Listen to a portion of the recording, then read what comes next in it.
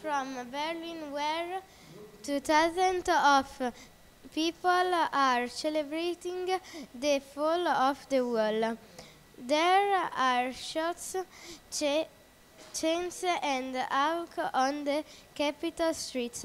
Many people have celebrated the wall of crossed to the other side after East Germany announced of opening of the birds. Their proclamation celebrates the end of the wall that driven Berlin for 28 years. That's all for now in the live report.